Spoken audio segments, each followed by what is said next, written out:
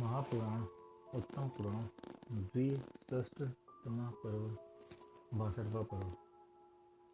संसार को नष्ट करने वाले जिन शांतिनाथ भगवान का ज्ञान पर्याय सहित समस्त द्रव्यों को जानकर आगे जानने योग्य द्रव में न रहने से विश्रांत हो गया, वे शांतिनाथ भगवान तुम सबकी शांति के लिए हों। पदार्थ के यथा स्वरूप को देखने वाला विद्वान पहले वक्ता, श्रोता तथा कथा के भेद का वर्णन कर पीछे गंभीर अर्थ से भरी हुई धर्म कथा कहे। विद्वान होना, श्रेष्ठ चरित्र धारण करना, दयालु होना, बुद्धिमान होना, बोलने में चतुर होना, दूसरे के इशारों को समझ लेना, प्रश्नों के उपद्रव को सहन करना, मुख अच्छा होना, लोक व्यवहार का ज्ञाता होना, प्रसिद्धि तथा पूजा से युक्त होना और थोड़ा बोलना इत्यादि धर्मोपदेश देने वाले के गुण हैं। यदि वक्ता तत्वों का जानकार होकर भी चरित्र से रहित होगा तो यह कहे अनुसार स्वयं आचरण क्यों नहीं करता, ऐसा सोचकर साधारण मनुष्य उसकी बात को ग्रहण नहीं करेंगे। यदि वक्ता सम्यक चरित्र से युक्त होकर भी शास्त्र का ज्ञाता नहीं होगा तो वह थोड़े से शास्त्र ज्ञान से उद्धत हुए मनुष्यों के हार से युक्त वचनों से समीचीन मोक्ष मार्ग की हंसी करावेगा। जिस प्रकार ज्ञान और दर्शन जीव का अबाधित स्वरूप है, उसी प्रकार विद्वता और सच्चरिता वक्ता का मुख्य लक्षण है।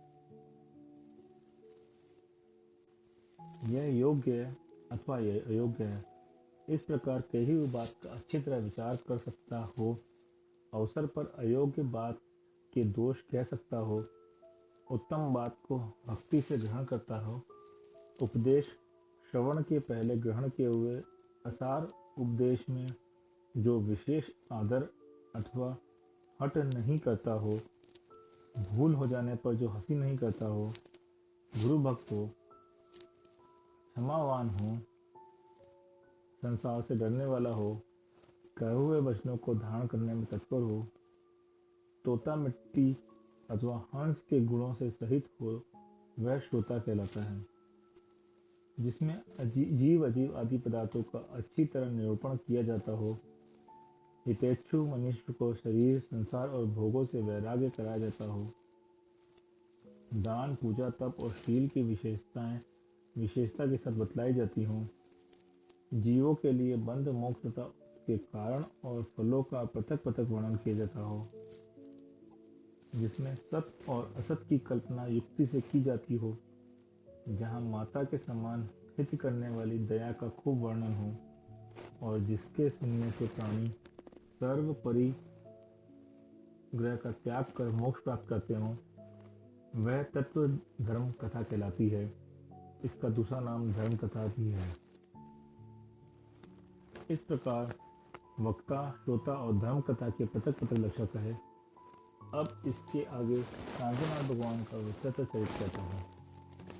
अर्थांतर जो समस्त द्वीपों का स्वामी है और लवण स्वरूप का जिला जल ही जिसके बड़े शोभायमान वस्त्र हैं, ऐसे जम्बू द्वीप रूपी महाराज के मुख की शोभा को धारण करने वाला 6 खंडों से सुशोभित लवण समुद्र तथा हिमवान पर्वत के मध्य में स्थित भरत नाम का एक अभीष्ट क्षेत्र है।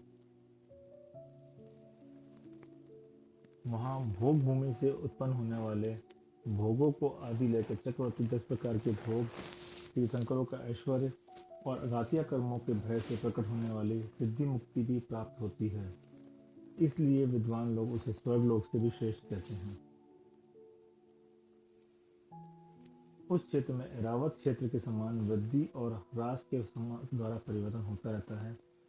उसके ठीक बीच में भरत क्षेत्र का आधा विभाग करने वाला पूर्व से पश्चिम तक लंबा तथा ऊंचा विजयात पर्वत सुशोभित होता है, जो कि उज्ज्वल यश के समूह के समान जान पड़ता है, अथवा चांदी का बना हुआ वह विजयात पर्वत ऐसा जान पड़ता है कि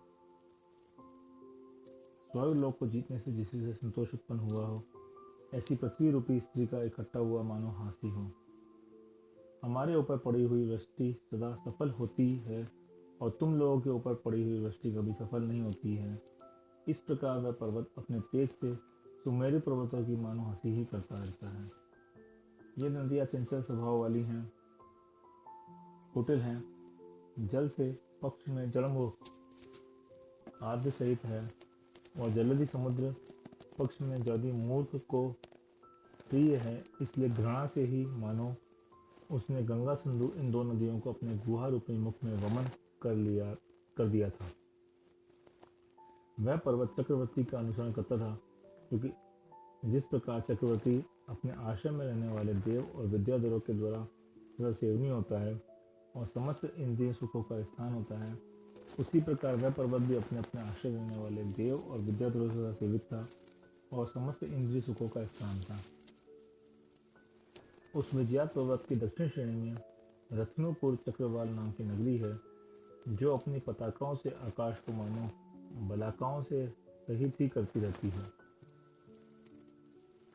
वह मेघों को चूमने वाले रत्नमय कोट से घिरी हुई है, इसलिए ऐसी जान पड़ती है मानो रत्न की वेदिका से घिरी हुई जम्बूद्वीप की भूमि ही हो।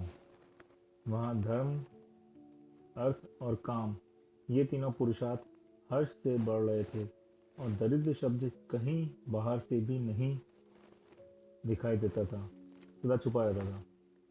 जिस प्रकार अन्य मतावलंबियों के लिए दुर्गम कठिन प्रमाण, नए निक्षेप और अनियोग उपायों के द्वारा पदार्थों की परीक्षा सुशोभित होती है, उसी प्रकार शत्रुओं के लिए दुर्गम, दुख से प्रवेश करने योग्य चार गोपुरों से वह नगरी सुशोभित हो रही थी।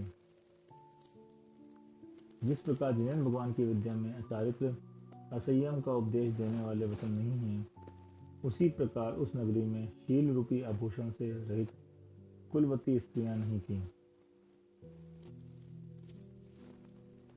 ज्वलन जटी विद्याधर उस नगरी का राजा था,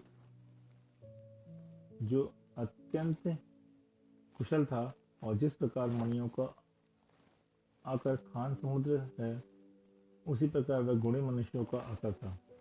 जिस प्रकार सूर्य के प्रताप से नए नए पत्ते मुरझा जाते हैं, उसी प्रकार उसके प्रताप से शत्रु मुरझा जाते थे, कांतिहीन हो जाते थे, और जिस प्रकार वर्षा से लताएं बढ़ने लगती है, उसी प्रकार उसकी नीति से प्रजा सफल होकर बढ़ रही थी। जिस प्रकार यथा समय यथा स्थान बोए हुए धान उत्तम फल देते हैं, उसी प्रकार उसके द्वारा यथा समय यथा स्थान प्रयोग किए हुए साम आदि उपाय बहुत फल देते थे। जिस प्रकार आगे की संख्या पिछली संख्याओं से बड़ी होती है, उसी प्रकार वे राजा पिछले समस्त राजाओं को अपने गुणों और स्थानों से जीतकर बड़ा हुआ था। उसकी समस्त सिद्धियां देव और पुरुषार्थ दोनों के अधीन थी।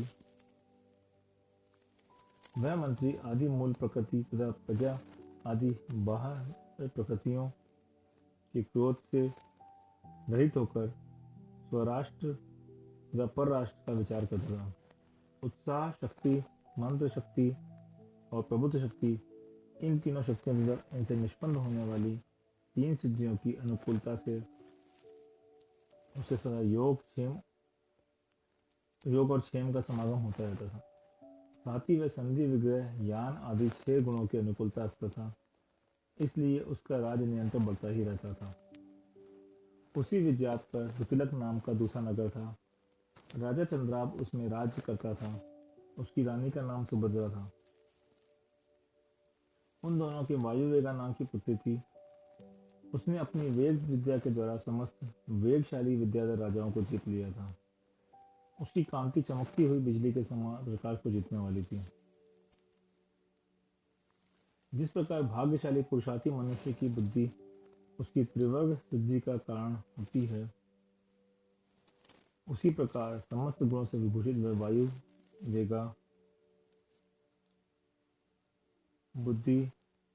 वेगा राजा ज्वल जटी की त्रिवर्ग सिद्धि का कारण हुई थी। प्रतिपदा के चंद्रमा की रेखा के समान वह सब मनुष्यों के द्वारा स्तुत थी। अनुराग से भरी हुई द्वितीय भूमि के समान वह अपने ही पुरुषार्थ से राजा जलन के भोगने योग्य हुई थी। वायु वेगा के प्रेम से ज्वलन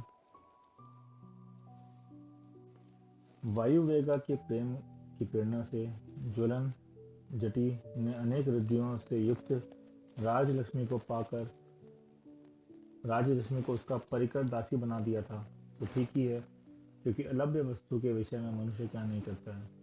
बड़े कुल में उत्पन्न होने से तथा अनुराग से युक्त होने के कारण उस प्रतिवता के एक पतिव्रत था और प्रेम की अधिकता से उस राजा की एक पतिव्रत था, ऐसा लोग कहते हैं। जिस प्रकार इंद्राणी में इंद्र की लोकोत्तर प्रीति होती है, उसी प्रकार उस ज्वलन जटी की लोकोत्तर प्रीति थी। फिर उसने रूपादि गुणों का पृथक पृथक क्या वर्णन किया जावे। जिस प्रकार दया और सम्यक ज्ञान के मोक्ष होता है, उसी प्रकार उन दोनों ने अपनी कीर्ति की प्रभा से तीनों लोकों को प्रकाशित करने वाले अर्क कीर्ति नाम का पुत्र उत्पन्न हुआ। जिस प्रकार नीति और पराक्रम की लक्ष्मी होती है, उसी प्रकार उन दोनों ने सबका मन हरण करने वाली स्वयं प्रभा नाम की पुत्री भी उत्पन्न हुई, जो अर्क कीर्ति के साथ इस प्रकार बढ़ने लगी जिस प्रकार की चंद्रमा के साथ उसकी प्रभा होती है। वह मुख से कमल को, नेत्रों से उत्पल को, आभा से मणिमय दर्पण को और कांति से चंद्रमा को जीतकर ऐसी सुशोभित हो रही थी मानो बहुरूपी पताका ही फहरा रही हो। लता में फूल के समान जो ही उसके शरीर में यौवन उत्पन्न हुआ, त्यों ही उसने कामी विद्याधरों में काम जल उत्पन्न कर दिया। कुछ कुछ पीले और सफेद कपोलों की कांति से सुशोभित मुखमंडल पर उसके नेत्र बड़े चंचल हो रहे थे, जिससे वह ऐसी जान पड़ती थी मानो कमर को पत्ती देख उसके टूट जाने के भय से ही नेत्रों को चंचल कर रही हो। उसकी दुबली पतली स्वयं प्रभा की इंद्रनील मणि के समान कांति वाली पतली रोमावली ऐसी जान पड़ती थी मानो उछलकर ऊंचे स्थूल और निविड़ स्तनों पर चढ़ना ही चाहती हो। यद्यपि कामदेव ने उसका स्पर्श नहीं किया था, तथापि प्राप्त हुए यौवन से ही वह कामदेव के विकार को प्रकट करती हुई सी मनुष्यों की दृष्टि गोचर हो रही थी। अतांतर किसी एक दिन जगद नंदन और नाभि नंदन नाम के दो चारण रिद्धिधारी मुनिराज मनोहर नामक उद्यान में आकर विराजमान हुए और उनकी आगमन की खबर देने वाले वनपाल से यह समाचार जानकर राजा चतुरंग सेना पुत्र तथा अंतापुर के साथ उनके समीप गया। वहां वंदना कर उसने श्रेष्ठ धर्म का स्वरूप सुना, बड़े आदर से सम्यक दर्शन तथा दानशील आदि व्रत ग्रहण किए। तदंतर भक्ति पूर्वक उन चारण रिद्धिधारी मुनियों को प्रणाम कर वह नगर में वापस आ गया। स्वयं प्रभा ने भी समीचीन धर्म ग्रहण किया। एक दिन उसने पर्व के समय उपवास किया, जिससे उसका शरीर कुछ म्लान हो गया। वह अनंत भगवान की पूजा की तथा उनके चरण कमलों के समझ से पवित्र पाप हारणी विचित्र माला विनय से झुककर दोनों हाथों से पिता के लिए दी। राजा ने भक्तिपूर्वक वह माला ले ली और उपवास से थकी हुई स्वयं प्रभा को देख जाओ पारण करो यह कर उसे विदा किया। पुत्री के चले जाने पर राजा मनी मन विचार करने लगा, जो यौवन से परिपूर्ण समस्त अंगों से सुंदर है, ऐसी यह पुत्री किसके लिए देनी चाहिए। उसी समय उसने मंत्री वर्ग को बुलाकर प्रकट बात कही। उसे सुनकर सुचिता का मंत्री परीक्षा कर तथा नगर तो अपने मन में निश्चय कर बोला कि इस विजयात की उत्तर श्रेणी में अलका नगरी के राजा मयूरग्रीव हैं। उनकी स्त्री का नाम नीलांजना है। उन दोनों के अश्वग्रीव, नीलरथ, नीलकंठ, सुकंठ और वज्रकंठ नाम के 5 पुत्र हैं। इनमें अश्वग्रीव सबसे बड़ा है। अश्वग्रीव की स्त्री का नाम कनकचित्रा है। उन दोनों के रत्नग्रीव, रत्नांगद, रत्नचू और रत्नत आदि 500 पुत्र हैं। शास्त्र ज्ञान का सागर हरिश्मशु इनका मंत्री है। शतबिंदु निमित्त ज्ञानी पुरोहित है, जो कि अष्टांग निमित्त ज्ञान में अतिशय निपुण है। इस प्रकार अश्वग्रीव संपूर्ण राज्य का अधिपति है और दोनों श्रेणियों का स्वामी है, अतः इसके लिए ही कन्या देनी चाहिए। इसके बाद सुश्रुत मंत्री के द्वारा कही हुई बात का विचार करता हुआ बहुश्रुत मंत्री राजा से अपने हृदय की बात करने लगा। वह बोला कि सुश्रुत मंत्री ने जो कहा ठीक है, यद्यपि ठीक है, तो भी निम्नांकित बात विचारनी है कि कुलीनता, आरोग्य, अवस्था, शील, श्रुत, शरीर, लक्ष्मी, पुक्ष और परिवार वर के ये 9 गुण कहे गए हैं। अश्वग्रीव में यद्यपि ये सभी गुण विराजमान है, परंतु उसकी अवस्था अधिक है, अतः कोई दूसरा वर जिसकी अवस्था कन्या के समान हो और गुण अश्वग्रीव के समान हो खोजना चाहिए। गगन वल्लभपुर का राजा चित्ररथ में प्रसिद्ध है। मेघपुर में राजा शेष राजा पद्मरथ रहता है। चित्रपुर का स्वामी अरिंजय है। त्रिपुर नगर में विद्याधरों का राजा ललितांगद रहता है। अशपुर का राजा कनक विद्या में अत्यंत कुशल है और महारत्नपुर का राजा धनंजय समस्त विद्याधरों का स्वामी है। इनमें से किसी एक के लिए कन्या देना चाहिए, यह निश्चय है। बहुश्रुत के वचन हृदय में धारण करता विचार कर स्मृति रूप नेत्र को धारण करने वाला श्रुत नाम का तीसरा मंत्री निम्नांकित मनोहर वचन कहने लगा। यदि कुल, आरोग्य, वय और रूप आदि से सहित वर के लिए कन्या देना चाहते हो तो मैं कुछ कहता हूँ, तो सुनिए। इसी विजय पर्वत की उत्तर श्रेणी में सुरेंद्र कांतार नाम का नगर है। उसके राजा का नाम मेघवाहन है। उसकी मेघमालिनी नाम की वल्लभा है। उन दोनों के विद्युतप्रभ नाम का पुत्र और ज्योतिर्माला नाम की निर्मल पुत्री है। खगेंद्र मेघवाहन इन दोनों पुत्र पुत्रियों के से ऐसा समृद्धिमान संपन्न हो रहा है जैसा कि पुण्य कर्म और सुबुद्धि से होता है। अर्थात पुत्र पुण्य के समान और पुत्री बुद्धि के समान थी। किसी एक दिन मेघवाहन स्तुति करने के लिए सिद्धकूट गया था। वहाँ वर्धम नाम के अवधि ज्ञानी चाणक्य मुनि की वंदना कर उसने पहले तो धर्म का स्वरूप सुना और बाद में अपने पुत्र के पूर्व भाव पूछे। मुनिराज ने कहा कि हे विद्याधर, चित्त लगा के सुनो, मैं कहता हूँ। जम्बूद्वीप के पूर्व विदय क्षेत्र में वत्सकावती नाम का देश है। उसमें प्रभाकरी नाम की नगरी है। उसमें सुंदर आकार वाला नंदन नाम का राजा राज्य करता था। जयसेना स्त्री के उदर से उत्पन्न हुआ विजयभद्र नाम का इसका पुत्र था। उस विजयभद्र ने किसी दिन मनोहर नामक उद्यान में फला हुआ आम का वृक्ष देखा। फिर कुछ दिन बाद उसी वृक्ष को फल रही देखा। यह देखकर उसे वैराग्य उत्पन्न हो गया और पिहिताश्रव गुरु से 4000 राजाओं के साथ संधान कर दिया। आयु के अंत में महेश्वर के चक्रक नामक विद्वान में 7 सागर की आयु वाला देव हुआ। वहाँ चिरकाल तक दिव्य भोगों का उपभोग करता रहा। वहाँ से च्युत होकर यह तुम्हारा पुत्र हुआ है और इसी भाव में निर्वाण को प्राप्त होगा।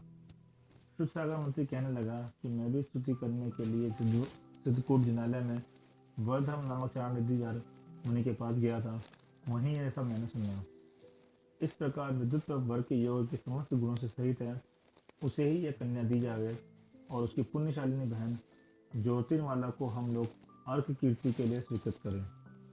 इस प्रकार श्रुत सागर के वचन सुनकर विद्वानों में अत्यंत श्रेष्ठ सुमति नाम के मंत्री बोला, इस कन्या को पथक पथक अनेक विद्याधर चाहते हैं, इसलिए विद्युत प्रभ को कन्या नहीं देनी चाहिए, क्योंकि ऐसा करने से बहुत सारे राजाओं के साथ बैर हो जाने की संभावना है।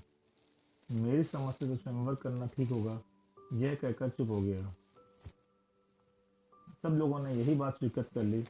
इसलिए विद्याधर राजाओं ने सब मंत्रियों को विदा कर दिया और सब्बिन श्रोस नामक निमित्त ज्ञानी से पूछा कि स्वयं प्रभा का हृदय वल्लभ कौन होगा। पुराणों का अर्थ को जानने वाले निमित्त ज्ञानी ने राजा के लिए निम्न प्रकार उत्तर दिया।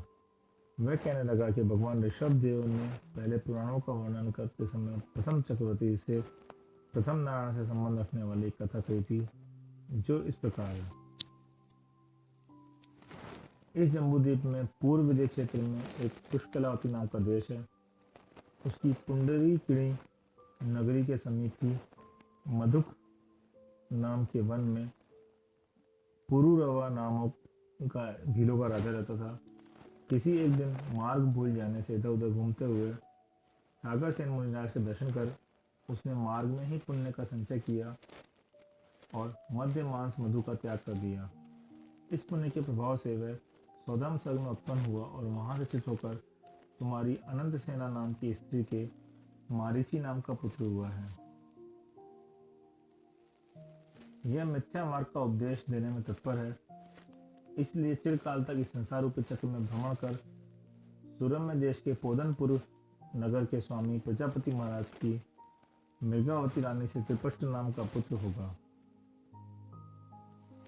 उन्हीं प्रजापति महाराज की दूसरी रानी भद्रा के एक विजय नाम का पुत्र होगा, जो कि त्रिपष्ट का बड़ा भाई होगा।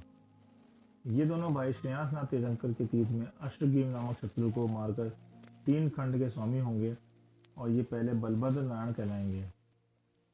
त्रिपष्ट संसार में भ्रमण कर अंतिम तीर्थंकर होगा। आपका भी जन्म राजा कच्छ के पुत्र नामी के वंश में हुआ है, अतः बाहुबली स्वामी के वंश में उत्पन्न होने वाले उस त्रिपष्ट के साथ आपका संबंध है ही।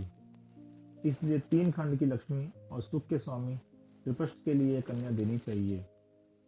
यह कन्या करने वाली कन्या उसका मन हरण करने वाली हो। त्रिपष्ट को कन्या देने से आप भी समस्त विद्याधरों के स्वामी हो जाएंगे। इसलिए भगवान आदिनाथ के द्वारा कही हुई इस बात का निश्चय कर आपको यह अवश्य करना चाहिए। इस प्रकार निमित्त ज्ञानी के वचनों को हृदय में धारण कर रत्नपुर नगर के राजा ने बड़े हर्ष से उस निमित्त ज्ञानी की पूजा की और उसी समय उत्तम लेख और भेंट के साथ इंदु नाम का एक दूतपति प्रजापति महाराज के पास भेजा। यह त्रिपष्ट स्वयंप्रभा का पति होगा। यह बात प्रजापति महाराज ने जयगुप्त नामक निमित्त ज्ञानी से पहले ही जान ली थी। इसलिए उसने आकाश से उतरते हुए विद्याधर के दूत पुष्प नंदक नाम के वन में बड़े उत्सव से स्वागत सत्कार किया। महाराज उस दूत के साथ अपने राजभवन में प्रविष्ट होकर जब सभागृह में राज सिंहासन पर विराजमान हुए, तब मंत्री ने दूत के द्वारा लाई हुई भेंट समर्पित की। राजा ने उस भेंट को बड़े प्रेम से देखकर अपना अनुराग प्रकट किया और दूत को संतुष्ट करते हुए कहा कि हम तो इस भेंट से संतुष्ट हो गए। तथा दूत ने संदेश सुनाया कि श्रीमान त्रिपष्ट समस्त कुमारों में श्रेष्ठ है, अतः इसे लक्ष्मी के समान स्वयंप्रभा नाम की इस कन्या के से आशीर्षोभित किया जाए। इस हिता संदेश को सुनकर प्रजापति महाराज का हर्ष दुगना हो गया। वे मस्तक पर भुजा रखते हुए बोले कि जब विद्याधरों के राजा स्वयं ही अपने जमा यह अन्य महोत्सव करने के लिए चिंतित हैं, तब हम लोग क्या चीज हैं। इस प्रकार उस समय आए हुए दूत को महाराज प्रजापति ने कार्य की सिद्धि से प्रसन्न किया, उसका सम्मान किया और बदले की भेंट देकर शीघ्र विदा किया। वह दूत ही शीघ्र ही जाकर रतनपुर के नगर के राजा के पास पहुंचा और प्रणाम कर उन्हें उसने कल्याणकारी कार्य सिद्ध होने की खबर दी। इस प्रकार विद्याधरों का राजा बहुत ही भारी हर्ष से प्रेरित हुआ और सोचने लगा, इस कार्य में विलंब करना योग्य नहीं है। यह विचार कर वह कन्या सहित बड़े ठाट बाट से पुरनपुर पहुंचा। उस समय उस नगर में जगह जगह तोरण बांधे गए थे, चंदन का छिड़काव किया गया था। सब जगह उत्सुकता ही उत्सुकता दिखाई दे रही थी और पताकाओं की पंक्ति रूप चंचल भुजाओं से वैसा जान पड़ता था मानो बुला ही रहा हो। महाराज प्रजापति ने अपनी संपत्ति के अनुसार उसकी अवगानी की। इस प्रकार उसने बड़े हर्ष से नगर में प्रवेश किया। प्रवेश करने के बाद महाराज प्रजापति ने उसे स्वयं ही योग्य स्थान पर ठहराया और पहुंचने का योग्य उसका सत्कार किया। इस सत्कार से उसका हृदय तथा मुख दोनों ही प्रसन्न हो गए थे। विवाह की योग्य सामग्री से उसने समस्त पृथ्वी के दल को संतुष्ट किया और दूसरी प्रभा के समान अपनी स्वयं प्रभा नाम की पुत्री त्रिपष्ट को देने के लिए सिद्ध करने के लिए सिंहवाणी और गरुणवाणी नाम की 2 विद्याएं दी। इस तरह वे सब मिलकर समुद्र रूपी समुद्र में गोता लगाने लगे। इधर अश्वग्रीव पतिनारायण के नगर में विनाश को सूचित करने वाले 3 प्रकार के उत्पाद बहुत शीघ्र साकार होने लगे। जिस प्रकार तीसरे काल के अंत में पल्ले का 8वां भाग बाकी रहने पर नई नई बातों को देखकर भोग भूमि के लोग व्यतीत होते हैं, उसी प्रकार उस अभूतपूर्व उत्पादों को देखकर वहां के मनुष्य सहसा भयभीत होने लगे। अश्वग्रीव भी घबरा गया। उसने सलाह कर एकांत में शतबिंदु नामक निमित्त ज्ञानी से ये क्या है, इन शब्दों द्वारा उसका फल पूछा। शतबिंदु ने कहा कि जिसने सिंधु देश में पराक्रमी सिंह को मारा है, जिसने तुम्हारे प्रति भेजी हुई भेंट जबरदस्ती छीन ली और रत्नपुर नगर के राजा ज्वलन जटी ने जिसके लिए आपके योग्य स्थिर रत्न दे दिया है, उससे आपको क्षोभ होगा। ये सब उत्पात उसी के सूचक हैं, तुम इसका प्रतिकार करो। इस प्रकार निमित्त ज्ञानी के द्वारा कही हुई बात को हृदय में रखकर अश्वग्रीव ने अपने मंत्रियों से कहने लगा कि आत्मज्ञानी मनुष्य शत्रु और रोग को उत्पन्न होते ही नष्ट कर देते हैं, परंतु हमने व्यर्थ ही अहंकारी रहकर यह बात बुला दी है। अब भी यह दुष्ट आप लोगों के द्वारा विष के अंकुर के समान शीघ्र ही छेदन कर देने योग्य है। उन मंत्रियों ने भी गुप्त रूप से भेजे हुए दूतों के द्वारा उन सबकी खोज कर लगा ली और निमित्त ज्ञानी ने जिन सेवत आदि बातों को कही थी, उन सब का पता लगाकर निश्चय किया कि इस पृथ्वी पर प्रजापति का पुत्र त्रिपष्टी बड़ा अहंकारी है। वह अपने पराक्रम से सब राजाओं पर आक्रमण कर उन्हें जीतना चाहता है। वह हम लोगों के विषय में कैसा है, अनुकूल प्रतिकूल कैसा विचार रखता है, इस प्रकार सरल चित्त निष्प्रकंड दूध भेजकर उसकी परीक्षा करनी चाहिए। मंत्रियों ने ऐसा पृथक पृथक राजा से कहा। उसी समय उनके उक्त बात सुनकर चिंतागति और मनोगति नाम के 2 विद्वान दूत के पृष्ठ के पास भेजे। उन दूतों ने जाकर पहले अपने राजा के लिए सूचना दी, फिर राजा के दर्शन किए, अनंतर विनय से नम्रीभूत होकर तथा यथा योग्य भेंट दी। फिर कहने लगे कि राजा अश्वग्रीव ने आज तुम्हें आज्ञा दी है कि मैं रथावत नाम के पर्वत पर जाना चाहता हूँ, आप भी आइए। हम दोनों तुम्हें लेने के लिए आए हैं, आपको उसकी आज्ञा मस्तक पर रखकर आना चाहिए। ऐसा उन दोनों ने जोर से कहा। यह सुनकर त्रिपष्ट बड़ा क्रुद्ध हुआ और कहने लगा कि अश्वग्रीव घोड़े की जैसी गर्दन वाले, खरग्रीव गधे जैसी गर्दन वाले और कौंचग्रीव कौंच पक्षी जैसी गर्दन वाले और कमेलक ग्रीव ऊंट जैसी गर्दन वाले, ये सब मैंने देखे हैं। इसलिए हमारे लिए वह अपूर्व आदमी नहीं जिससे कि देखा जावे। जब वह त्रिपष्ट कह चुका तो दूतों ने फिर से कहा कि अश्वग्रीव सब विद्याधरों का स्वामी है, सबके द्वारा पूजनीय है और आपका पक्ष करता है, इसलिए उसका अपमान करना उचित नहीं है। यह सब सोचकर त्रिपष्ट ने कहा कि वह खग अर्थात पक्षियों का ईश स्वामी है, इसलिए पक्ष अर्थात पंखों से चले इसके लिए मनाही नहीं है, परंतु मैं उसे देखने के लिए नहीं जाऊंगा। यह सुनकर दूतों ने फिर कहा कि अहंकार में ऐसा नहीं करना चाहिए।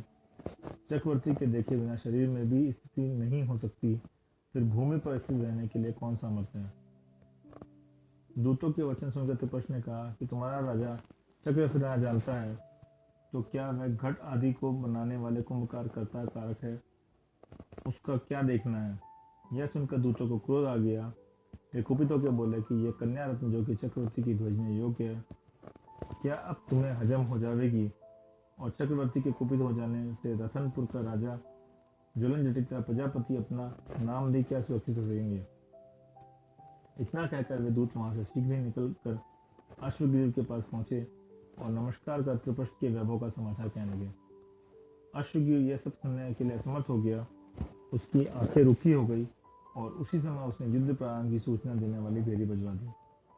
उसकी भेरी का शब्द दिग्गजों का मद नष्ट कर दिशाओं के अंत तक व्याप्त हो गया। तो ठीक ही है, क्योंकि चक्रवर्ती के कुपित होने पर ऐसे कौन महापुरुष हैं जो भयभीत नहीं होते। वह अश्वग्रीव चतुरंग सेना के साथ यथावत पर्वत पर जा पहुंचा। वहां उल्काएं गिरने लगी, पृथ्वी हिलने लगी और दिशाओं का दाह दोष होने लगा, जिसका खोज चारों ओर फैल रहा है और जिन्होंने अपने प्रताप रूपी अग्नि के द्वारा शत्रु रूपी ईंधन की राशि भस्म कर दी है।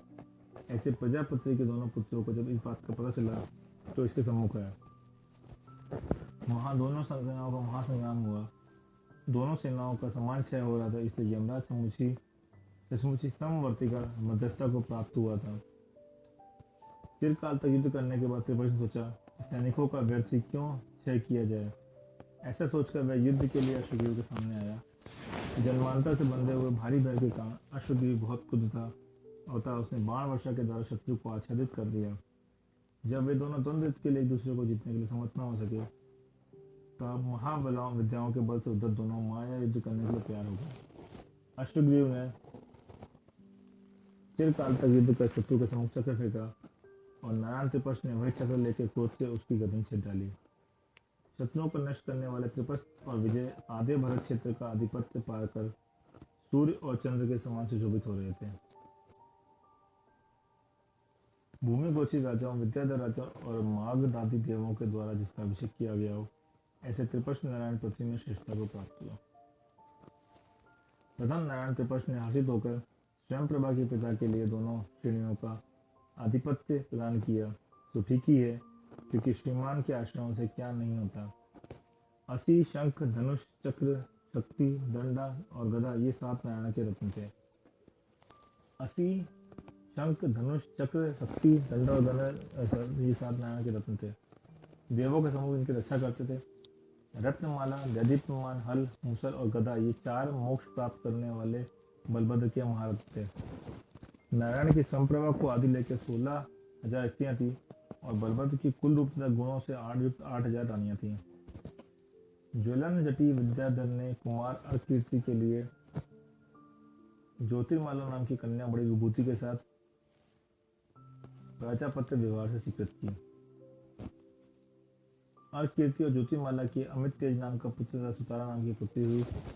ये दोनों भाई बहन बड़े सुंदर थे, मानो शुक्ल पक्ष के पंडिवा के चंद्रमा की रेखाएं हों। इधर त्रिपक्ष नारायण के स्वयंप्रभा रानी से पहले श्री विजय नाम का पुत्र हुआ, फिर विजय नाम का पुत्र हुआ, फिर ज्योति प्रभा नाम की पुत्री हुई। महान अभ्युदय को प्राप्त हुए प्रजापति महाराज को कदाचित वैराग्य उत्पन्न हो गया, जिससे पीड़िताश्रय गुरु के पास जाकर उन्होंने समस्त परिग्रह का त्याग कर दिया और श्री जिनेन्द्र भगवान का वह रूप धारण कर लिया, जिसके सूक्ष्म स्वरूप परमात्मा का स्वभाव प्राप्त होता है। 6 भाई और 6 अभ्यंतर भेद से 12 प्रकार के तपस्या में निरंतर उद्योग करने वाले प्रजापति मुनि ने चिरकाल तक तपस्या की और आयु के अंत में चित्त को स्थिर कर क्रम से मिथ्यात्व, अविरति, प्रमाद, सकलता, सकषायता और सहयोग केवली अवस्था का त्याग कर परमोत्कृष्ट अवस्था मोक्ष प्राप्त किया।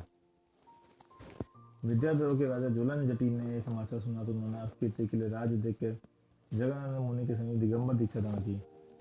याचना नहीं करना, बिना कुछ दिए ग्रहण नहीं करना, सरलता करना, त्याग करना और किसी चीज की इच्छा नहीं करना,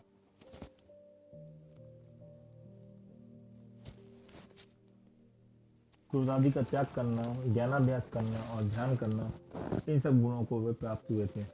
वे समस्त पापों का त्याग कर निर्द्वंद हुए थे, निराकार होकर भी साकार हुए तथा उत्तम निर्वाण पथ को प्राप्त हुए थे। इधर विजय बलभद्र का अनुगामी त्रिपृष्ठ कठिन शत्रुओं पर विजय प्राप्त करता हुआ 3 खंड की अखंड पृथ्वियों के भोगों को इच्छानुसार भोग करता रहा।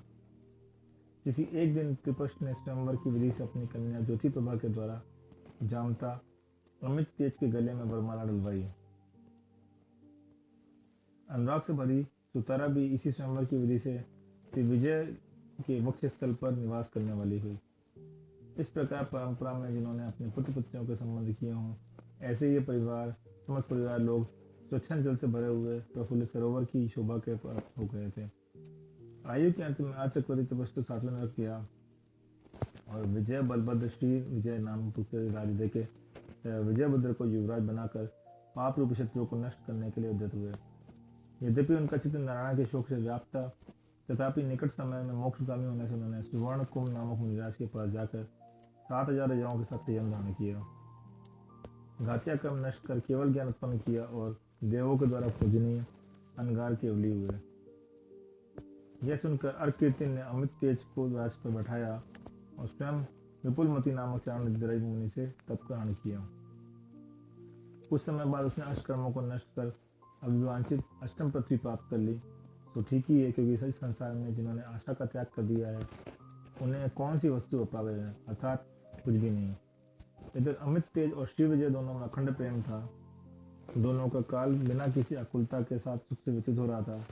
किसी एक दिन कोई एक पुरुष श्री विजय राजा के पास आया और आशीर्वाद देता हुआ बोला कि हे राजन, मेरी यह बात पर चित्त लगाइए, आज से 7वें दिन पोदनपुर के राजा के मस्तक पर महावज्र गिरेगा, अतः शीघ्र ही इसके प्रतिकार का विचार कीजिए। यह सुनकर युवराज कुपित हो गया, उसकी आंखें क्रोध से लाल हो गई।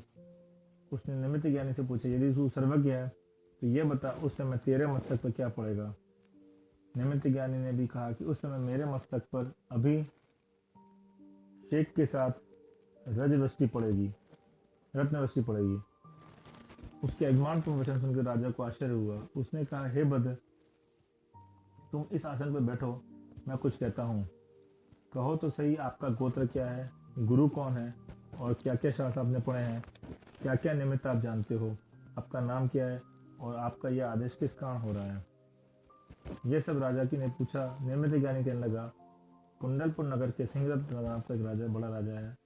उसके पुरोहित नाम का सुरगुरु है और उसकी शिष्य बहुत ही विद्वान है।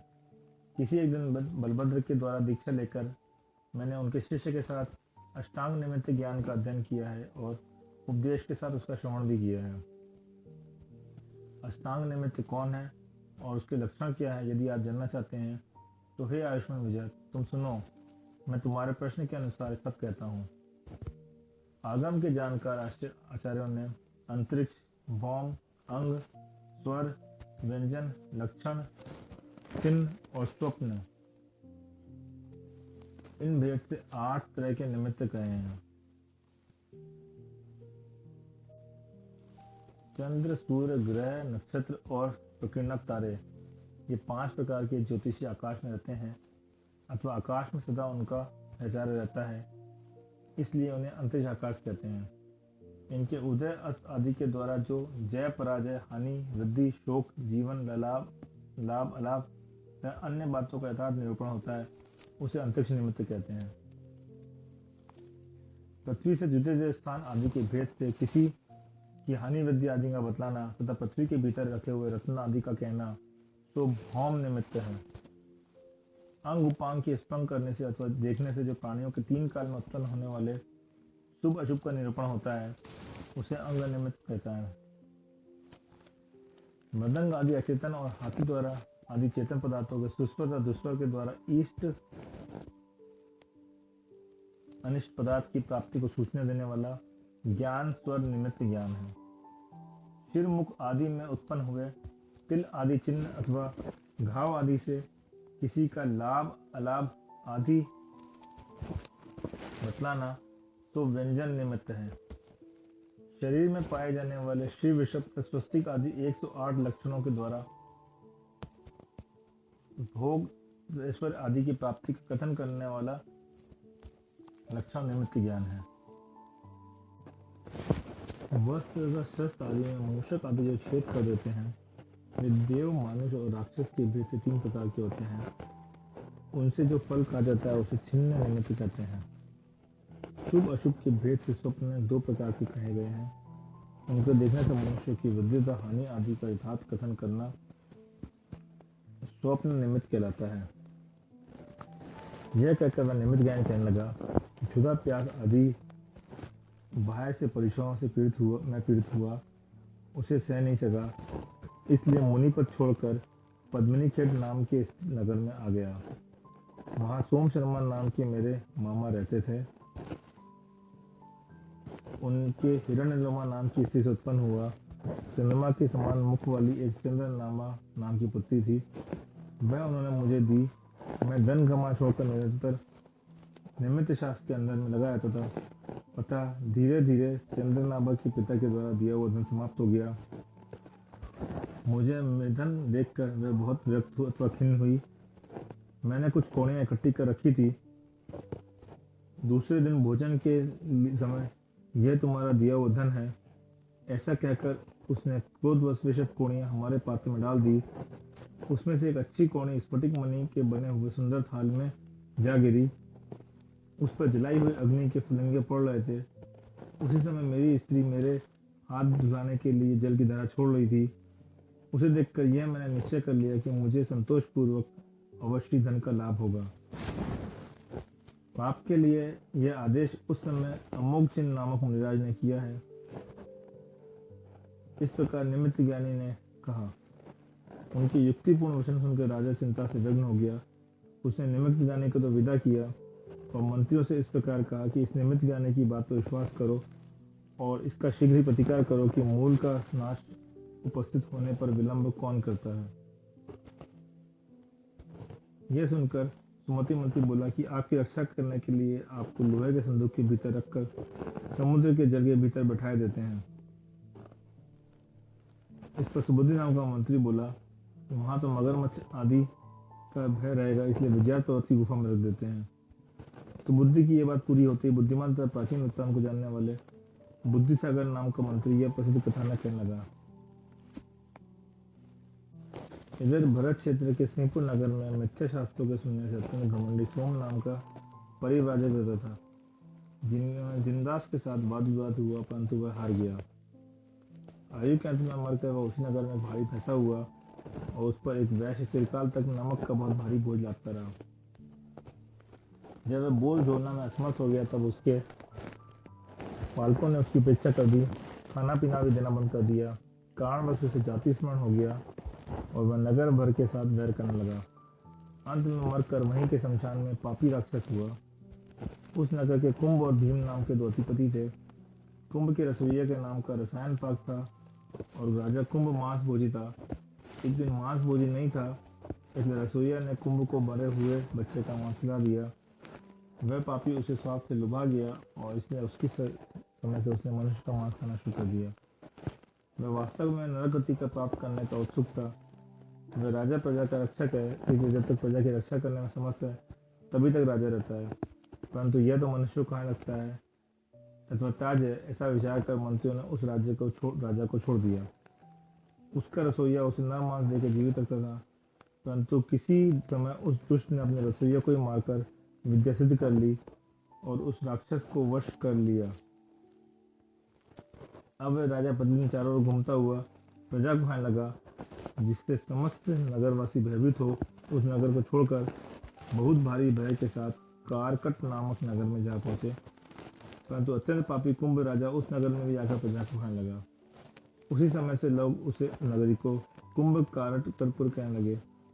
मनुष्य ने देखा कि यह नरबक्षी है, इसलिए डर कर उन्होंने उसकी व्यवस्था बना दी कि तुम प्रतिदिन एक गाड़ी भात और सात और एक मनुष्य को खाया करो। उसी नगरी में चंड कौशिक नाम का ब्राह्मण रहता था। सोमश्री नाम की उसकी स्त्री थी। चिरकाल तक भूतों की उपासना करने के बाद दोनों ने मौंड कौशिक नाम का पुत्र प्राप्त किया था। किसी एक दिन कुंभ के आहार के लिए मौंड कौशिक की बारी आई। लोग उसे गाड़ी पर डालकर ले जा रहे थे कि भूत उसे ले भागे। कुंभ ने हाथ में दंड लेकर उस भूतों का पीछा किया। भूत उसके आक्रमण से डर गए, इसलिए उन्होंने मुंड कौशिक को भय से एक बिल में डाल दिया। परंतु एक अजगर ने वहां उस ब्राह्मण को निगल लिया। इसलिए महाराज को विजयात की गुफा में रखना ठीक नहीं है। बुद्धि सागर के ये हितकारी वचन सुनकर सूक्ष्म बुद्धि का धारी मतधारी कहने लगा। निमित्त ज्ञानी ने यह तो नहीं कहा कि महाराज के ऊपर ही वज्र गिरेगा। उसने कहा कि जो पोदनपुर का राजा होगा उस पर वज्र गिरेगा, इसलिए किसी दूसरे मनुष्य को पोदनपुर का राजा बना देना चाहिए। उसकी यह बात हमने मान ली और आपका कहना ठीक है। अनंत सब मंत्रियों ने मिलकर राजा के सिंहासन पर यक्ष का प्रतिबिंब रख दिया और तुम ही पोदनपुर के राजा हो, यह कहकर उसकी पूजा की। इसलिए राजा ने राज्य का उपभोग छोड़ दिया और पूजा आदि सत्कार प्रारंभ कर दिए और सभा वाली मंडली के साथ जिन चैत्यालय में जाकर शांति कर्म करता हुआ बैठ गया। सातवें दिन उस यक्ष की मूर्ति पर बड़ा भारी शब्द करता हुआ भयंकर वज्र अकस्मात बड़ी कठोरता से आ पड़ा। उस उपद्रव के शांत होने पर नगरवासियों ने बड़े हर्ष के साथ नगाड़ों के शब्द के साथ बहुत भारी उत्सव किया। राजा ने बड़े हर्ष के साथ निमित्त जाने को बुलाकर उसका आदर सत्कार किया और पद्मिनी खेत के साथ साथ उसे 100 गाँव दिए। शेष मंत्रियों ने 3 लोक के स्वामी अरिहंत भगवान की विधि पूर्वक भक्ति के साथ पूजा करी, महाभिषेक किया और राजा को सिंहासन बैठाकर सुवर्ण में कलशों से उसका राजाभिषेक किया या उत्तम राज्य में प्रतिष्ठित किया। इसके बाद उसका काल बहुत भारी सुख से बीतने लगा। किसी दिन उसने अपनी माता से आकाशगामी विद्या लेकर सिद्ध की और सितारा के साथ रमण करने की इच्छा से ज्योतिष वचन की ओर गमन किया और वहां अपनी इच्छा अनुसार लीला विहार करता हुआ रानी के साथ बैठा था। यहाँ चमचंचपुर का राजा इंद्राशनि, रानी आसुरिका लक्ष्मी संपन्न अश्निघोष नाम का विद्याधर ब्राह्मणी विद्या को सिद्ध कर अपने नगर लौट रहा था।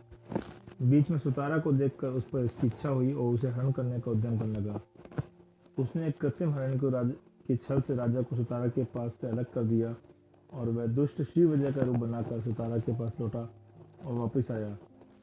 कहने लगा कि हे प्रिय, वह मृग तो वायु के समान वेग में से चला गया। मैं उसे पकड़ने में असमर्थ रहा, अतः लौट के आया हूँ। अब सूर्य अस्त हो रहा है, इसलिए हम दोनों अपने नगर की ओर चले।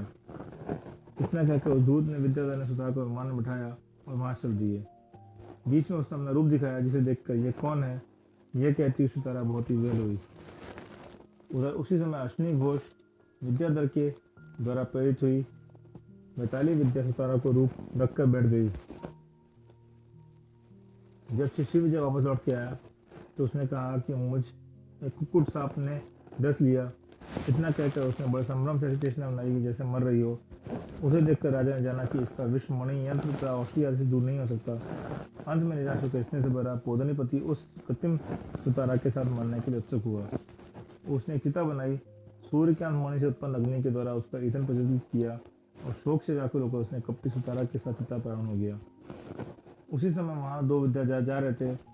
उसमें से एक महातपस्वी था और उसने विद्या वैष्णवी नाम की विद्या का स्मरण कर उस भयभीत वैताली के दाएं पांव से ठोकर लगाई, जिसे उसने अपना असली रूप दिखाया। अब वह श्री विजय के सामने खड़ी रहने के लिए भी समर्थ न हो सकी, अतः अध्यक्षता को प्राप्त हो गई। यह देखिए राजा श्रीविजय को बहुत भारी आश्चर्य प्राप्त हुए। उन्होंने कहा कि यह क्या है।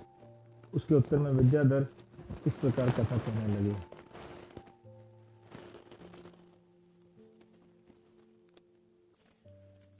इस जम्बू द्वीप संबंधी भरत क्षेत्र के विजयात पर्वत की दक्षिण श्रेणी में एक ज्योतिप्रभ नाम का नगर है। मैं वहाँ का राजा संबिन हूँ। यह सर्व कल्याणकी नाम की मेरी स्त्री है और यह दीपशिख नाम का मेरा पुत्र है। मैं अपने स्वामी रत्नुपुर नगर के राजा अमित तेज के साथ शिखर नल नाम से प्रसिद्ध विशाल उद्यान में विहार करने के लिए गया था। वहाँ से लौटते समय मैंने मार्ग में सुना कि एक स्त्री अपने विमान पर बैठी हुई रो रही है और यह कह रही है कि मेरे स्वामी श्री विजय कहाँ हैं? हे रत्नपुर के नाथ, कहाँ हूँ? मेरी रक्षा करो। उस प्रकार की कौन शब्द सुन के मैं वहाँ गया और बोला कि तू कौन है तथा किसे हर कर ले जा रहा है? मेरी यह बात सुनकर वो बोला कि मैं चरमचंद नगर का राजा अश्नि घोष नाम का विद्याधर हूँ। इसे जबरदस्ती ले जा रहा हूँ। यदि आप में शक्ति है तो आओ और इसे छुड़ाओ। यह सुनकर मैंने निश्चय किया कि यह तो मेरे स्वामी अमित तेज की छोटी बहन को ले जा रहा है। मैं साधारण मनुष्य की तरह कैसे चला जाऊं? इसे अभी मारता हूं। ऐसे निश्चय करके मैंने उसके साथ युद्ध करने के लिए तत्पर हुआ ही था कि उस स्त्री ने मुझे रोककर कहा, आग्रहवश वृथा युद्ध मत करो।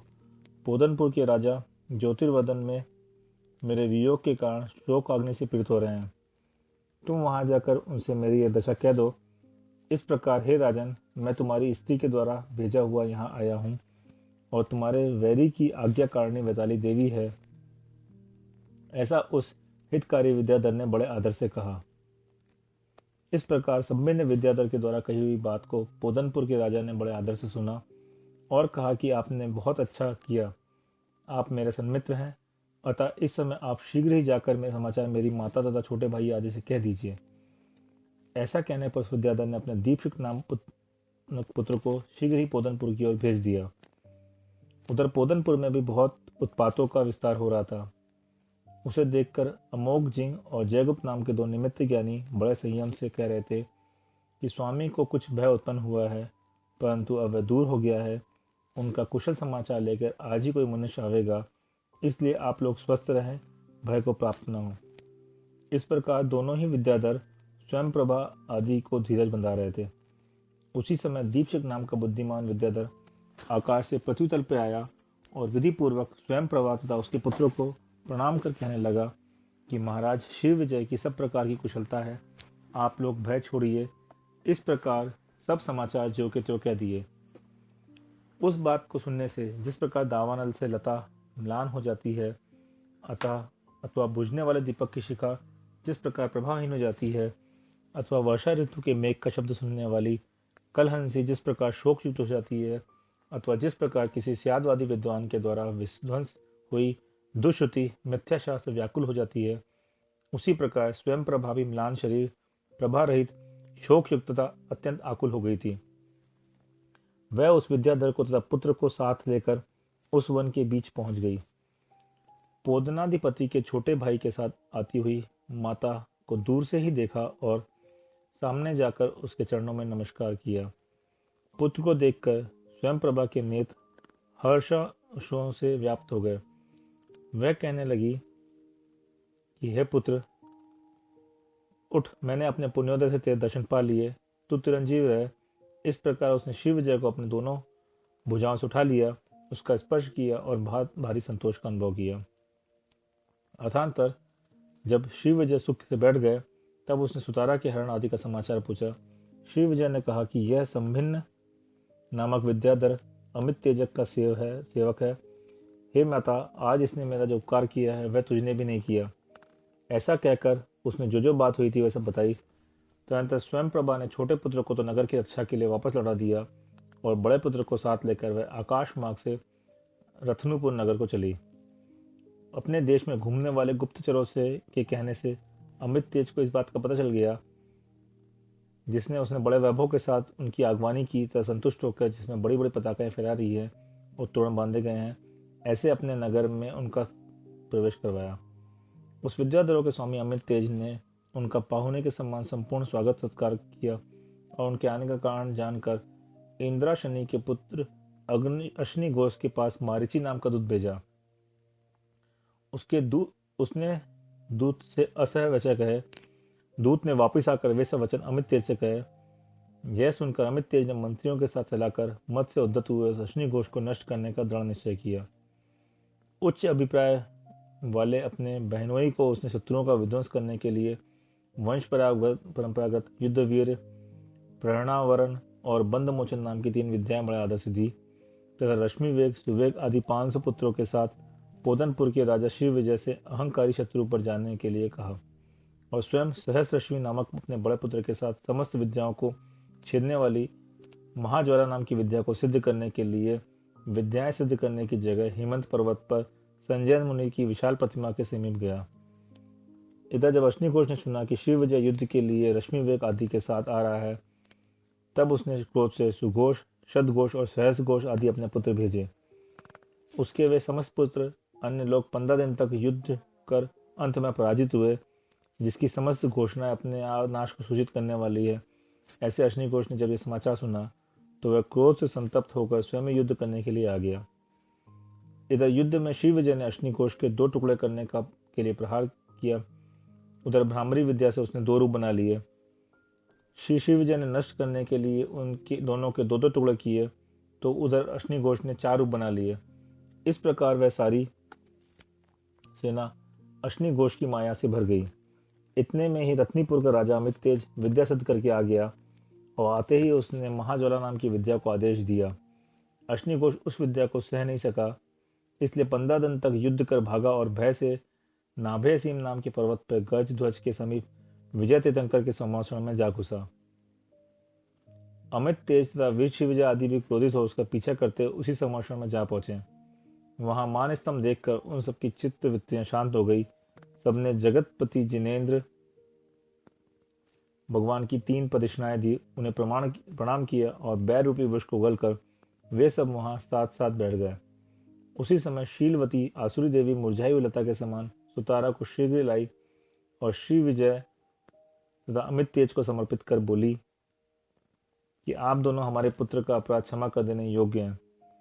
त्रियंचों का जो जन्मदात बैर छूट नहीं सकता, वह भी जब जिनेंद्र भगवान के समीप आकर छूट जाता है, तब मनुष्यों की तो बात ही क्या कहना है। जब जिनेंद्र भगवान के स्मरण से अनादिकाल के बंधे हुए कर्म छूट जाते हैं, तब उनके समीप बैर छूट जावे तो इसमें आश्चर्य की क्या वह बात है। जो बड़े दुख से निर्वाण किया जाता है, ऐसा यमराज भी जब जिनेंद्र भगवान के स्मरण मात्र से अनायास ही रोक दिया जाता है, तब दूसरा ऐसा कौन सा शत्रु है जो रोका न जा सके। इसलिए बुद्धिमानों को यमराजों का प्रतिकार करने के लिए तीनों लोकों के नाथ अनंत भगवान का ही स्मरण करना चाहिए। वही इस लोक के तथा परलोक में हित करने वाले हैं। अथांतर विद्याधरों के स्वामी अमित तेज ने हाथ जोड़कर बड़ी भक्ति से भगवान को नमस्कार किया और तत्वात को जानने की इच्छा से सद्धर्म का स्वरूप पूछा, जिसमें कषाय रूपी मगरमच्छ तैर रहे हैं, जो अनेक दुख रूपी लहरों से भरा हुआ है। ऐसा संसार रूपी विकराल सागर का पार कौन कर पा सकता है। यह बात जिनेंद्र भगवान से ही पूछी जा सकती है, किसी दूसरे से नहीं, क्योंकि उन्होंने ही संसार रूपी सागर को पार कर पाया है। हे भगवान, एक आप ही जगत के बंधु हैं, अतः हम सब शिष्यों को आप सद्धर्म का स्वरूप बतलाइए। रत्नत्रय रूपी महाधन को धारण करने वाले पुरुष आपकी दिव्य ध्वनि रूपी बड़ी भारी नाव के द्वारा ही इस संसार रूपी समुद्र से निकलकर सुख देने वाले अपने स्थानों को प्राप्त करते हैं। ऐसा विद्याधरों के राजा ने भगवान से पूछा।